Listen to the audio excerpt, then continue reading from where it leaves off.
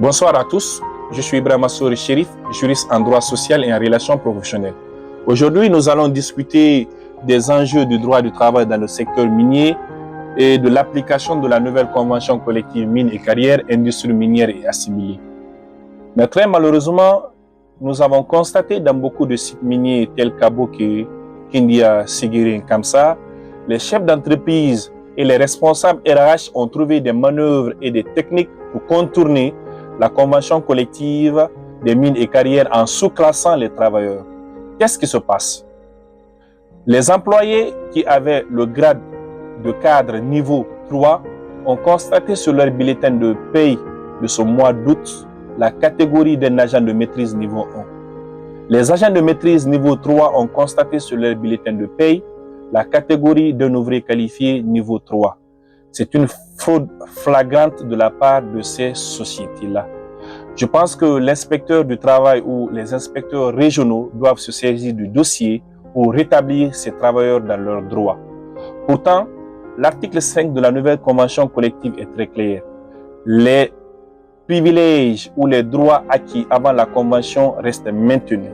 Cependant, s'il y a un nouvel accord d'entreprise plus favorable que la convention collective des mines et carrières, cet accord s'applique de plein droit. Concernant la modification de leur contrat, je pense qu'il y a vice de procédure de la part de ces responsables RH. Pourtant, l'article 39 de la convention collective est très clair. Je vais lire tout à l'heure. Article 39, modification aux clauses du contrat de travail.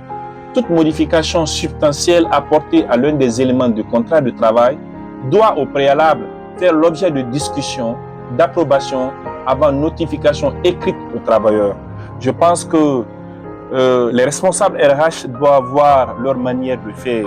On ne peut pas changer le contenu d'un contrat, surtout un élément essentiel concernant la catégorie ou le salaire d'un employé, sans que ces derniers ne soient avisés.